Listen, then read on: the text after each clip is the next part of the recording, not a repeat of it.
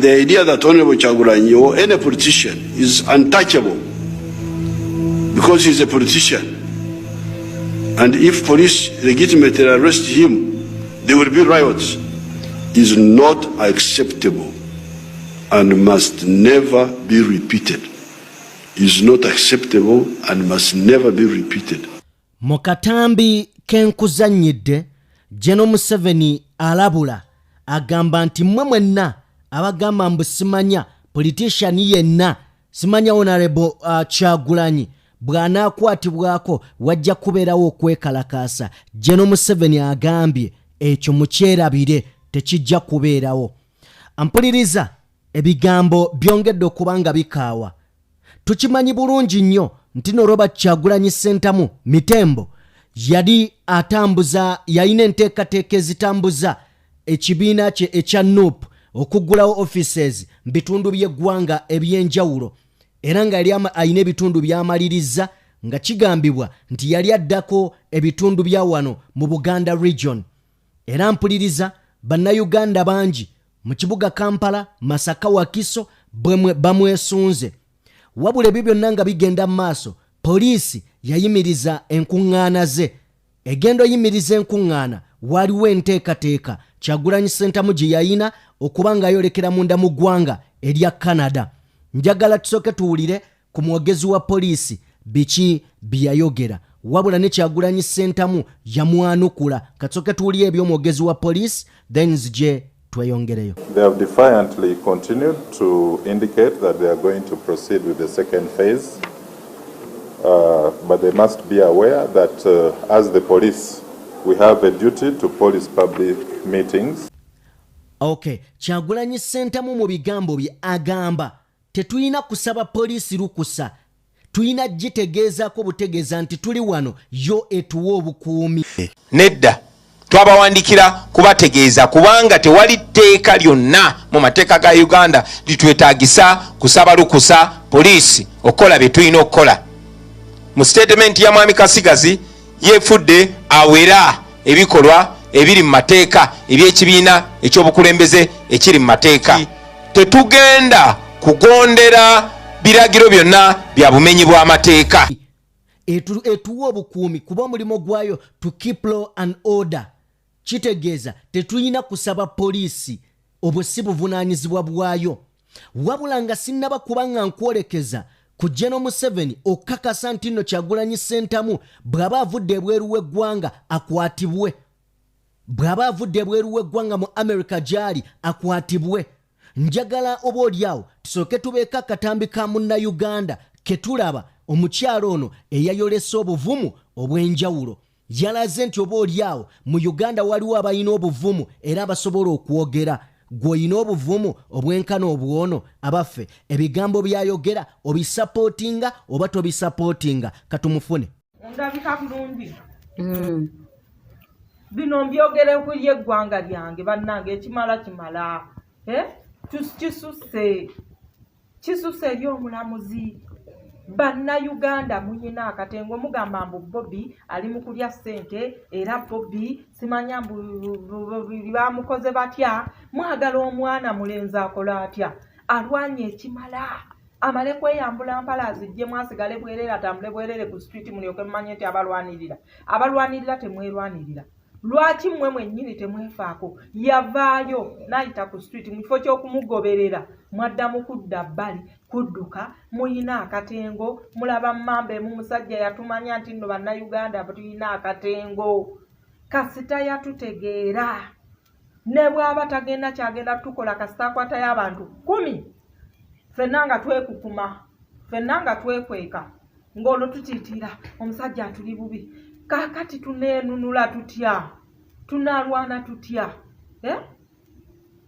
mulabire kwabo n'otunulira byana ebirenze ebivubuka ebito wabula bisinika businise manyo mbwera Bobi Wine alabika atulyako buli ssente azibalyako mwagala akola atya ye ambulance kyebwerera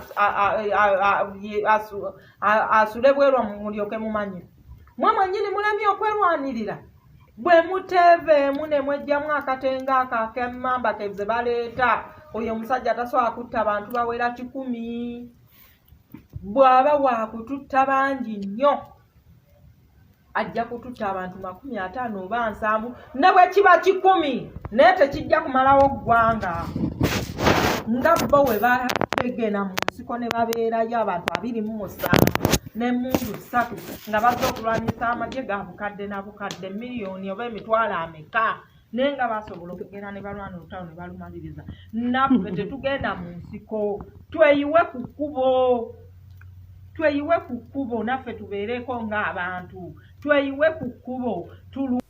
Ffenna tukimanyi bulungi abasomye ku byafaayo nti Gen.M7 yakozesa emmundu zaali 27. Kakati Uganda bw'obalaabalamu tulina abasirikale abali mu mitwalo nga 8 kale n'omusobyo. Kakati kwata emitwalo 8 ojawule ku bantu miliyoni 48 abaffe. Jime wanywa obutwa lwaki tovaayo? Sinze nkyogedde ekyo. Kale kankiddemu omulundi gumu tuli abantu miliyoni 48 abasirikale ku miliyoni 48 yawulako emitwalo 8 egy'abasirikale miliyoni 4 tekiggwa kanveeyo eyo. Njagala kubanga nkutwala butereevu nnyo mu nsonga nga bwe zitambula. Bwe mbanga nkuggyeko sayidi zeeyo ew'omukyala njagala kutwala nkutegeeze nti ebigambo byo byayonoonese okusinziira ku mawulire ge tugenda maaso n'okuba nga tufuna galaga nti Gen.M7 yamaze dda okuteekateeka basajja be mu meeting ezigenda maaso n'okuba nga zituula aba SFC police n'ebitongole eby'ebyokwerinda ebirala ne wano ndowooza si byakwerinda mu Uganda bitongole bimalawo bumazi ddembe. Ennaku ezasooka nga Kyagulanyi atambula ampuliriza poliisi yalaga empisa ezitalinaalina era ne tutandika n'ogikreditinga nga tugamba oba oliawo poliisi empisa zeeyina mu kiseera kino ndala.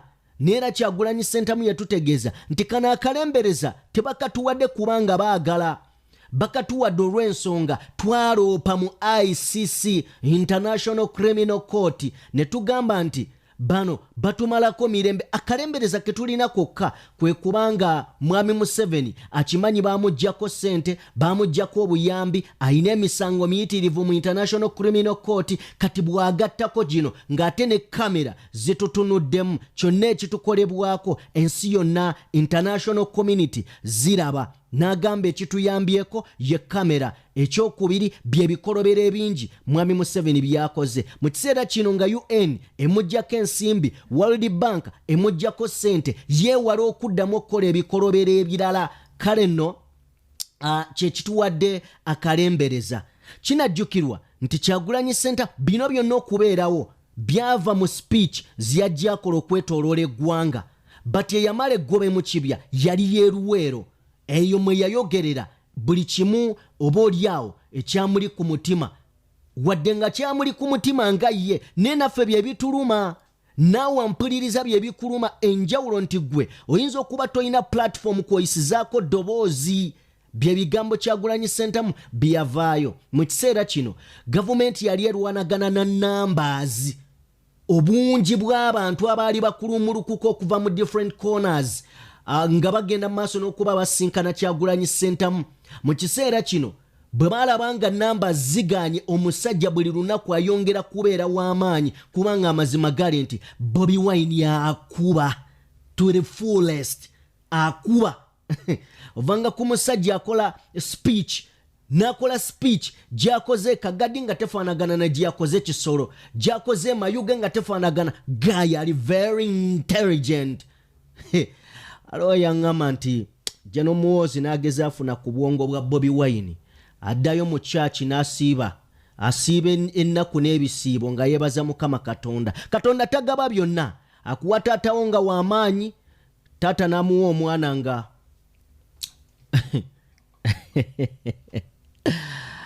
kale mweteerewo kye muwagala. Mwami Museveni yazaala abaana bangi n'abaako omwana gw'ayagala okuwa obuyinza, naye omwana ng'ali ki?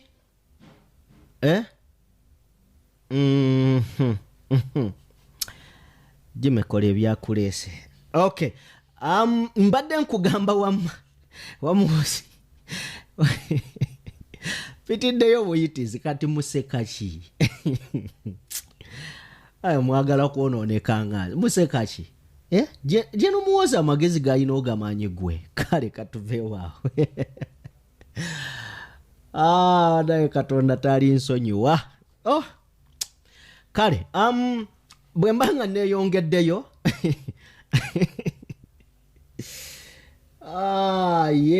bwe mbanga neeyongeddeyo mbadde nkugamba nti ezimu ku nteekateeka eziriwo oba oliawo kwe kulaba nga baneutralizinga amaanyi ga Kyagulanyi n'okulaba nga bamukomako okutuuka mu bantu. Kubanga kinajjukirwa nti omukulu amanyiddwa nga Ofwono Opondo yava nayo n'agamba Gen.M7 tateekeddwa yadde eddakiika n'emu okuleka Kyagulanyi okutambula.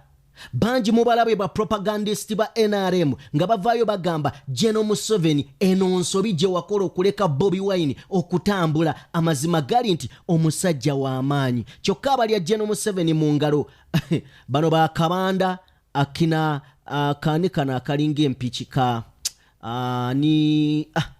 kana kayina omwana omuseegu Frank Gashumba buvaayo bugamba mwami Museveni nga Kyagulanyi watayina omumanyi akuba alinga bidongo by'abalokole akola sipiiki ng'ezitowa oyinza olowooza Yesu w'eki rock bomb ku mumwa obwana Kyagulanyi bannaaye.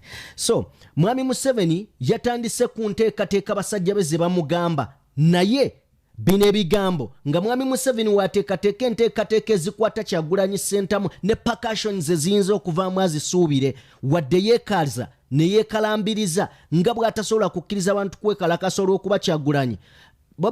Mwami Museveni tasoma amateeka ga intaneti, tagasoma. Afuneyo basajja bawo bagamusomere Kyagulanyi taso.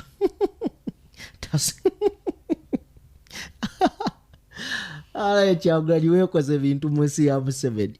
Babesigye kale bino tebaabikolako. Tebaabikolako nga babikolako bajja bako obukongovule babukuule. Amateeka mwami Museveni genda ogasome, otherwise wotaagasome. Ate bino si byakusaaga, ojja kukwata Kyagulanyi ensi ekufuukira engolo oba oliawo ne pulaani ze ez'okufuga emyaka gy'oyagala zikomaawo. Ono si wa bulijjo. Bwe yali gye yagamba nti ajja kukubisa Robert Dobb style simanyi oba ogimanyi. Ayinza n'okuba yagitandika dda.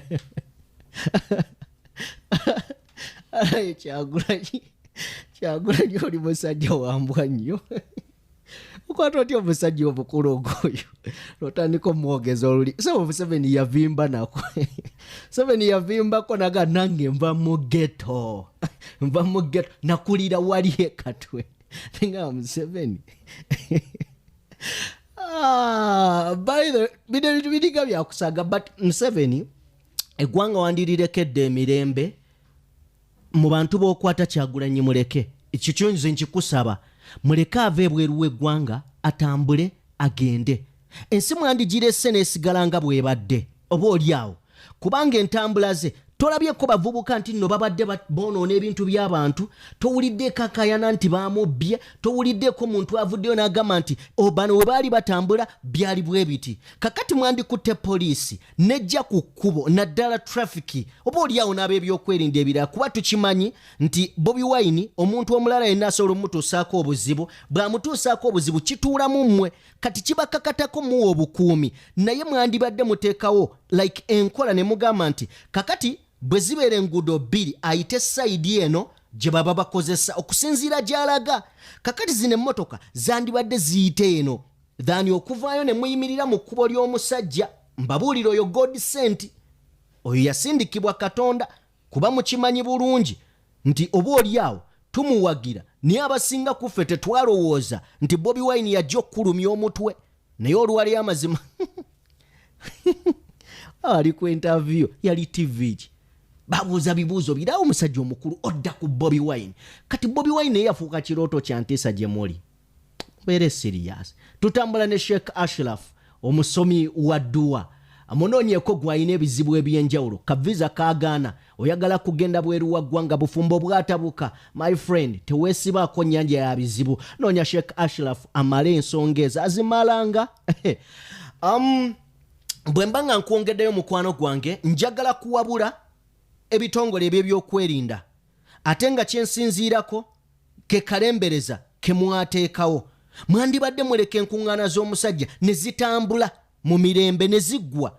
Ekyo nakyo ne kiggwa kubanga mwalina pulaani nga mutiisatiisa nti simanya Kyagulanyi bw'aba atambudde eggwanga n'abalala ba politician bonna tugenda baleka batambule. Ekyo tetukiinaako buzibu era Bobi Wine takibeerangako na buzibu. Muleka atambule ne bwe mugamba nti atambule eggwanga nga n'abalala batambula mu bitundu ebirala. It's okay.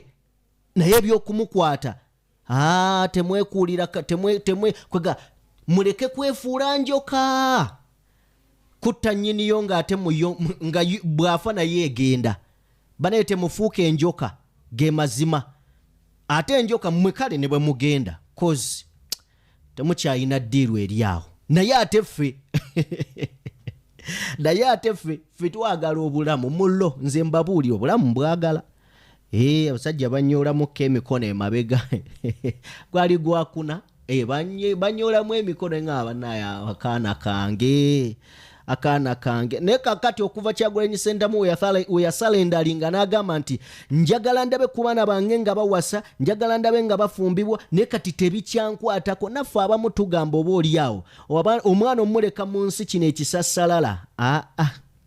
It is better no. It is better. Kyogere Mukama kiri better nenjirekawo. Mwana wange n'asigala nga yeeyagala.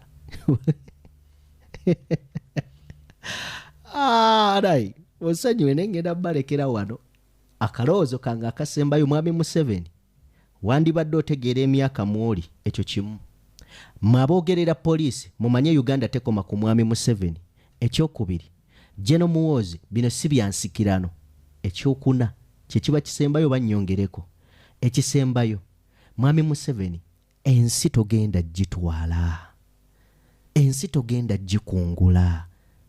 Adolf Hitler yagireka ne yafugako kumpi ekitundutundu. Nsi yonna kati kino ebiriwo history gw'ozoosoma akuyigiriza ebiyinza okubeerawo. Gaddafi yali w'amaanyi mu Africa is nowhere to be seen right now. Jadde ennyonyi n'emmundu ziyayina tiyakubisaako yadde essasi erimu. Emmundu yabanga na za golodi kyokka yennyini eyamubeeranga mu kiwato omwana gye yakwata n'amunyiga. Omwana atalina musirikale. Kakati mweyise bulungi empeera eba ennungi ku nsi kubanga muyinako abaana muyinako n'abazzukulu mwe mukaddiye mugenda. Ekyo mukijjukire n'ebiki bye mugenda okulekera abaana okuggyako nga ddala mwefudde busiru bwa njoka oba ssebusiru bwa njoka nga mukkiriza mwe mufe muli emyaka gy'abazzukulu. Mwe mufe n'omulembe gwammwe. Ye mmwe abataswala mwabaaki. Eby'ekintu twabivako obulamu twabusuukako ne tudda ku byaba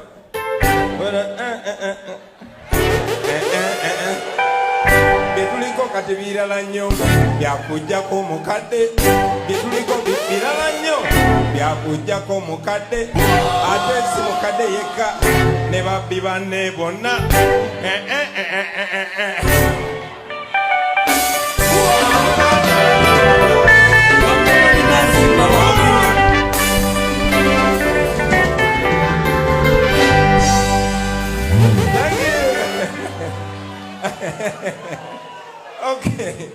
Okay. So much love is in the area. Thank you very much for turning up. And thank you for coming with this mood.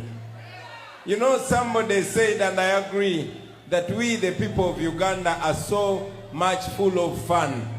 And that is a blessing we have from God. If we were not so humorous, we would have been depressed and died. But now we are alive because we refuse to give up. So enjoy the night, friends. Dance!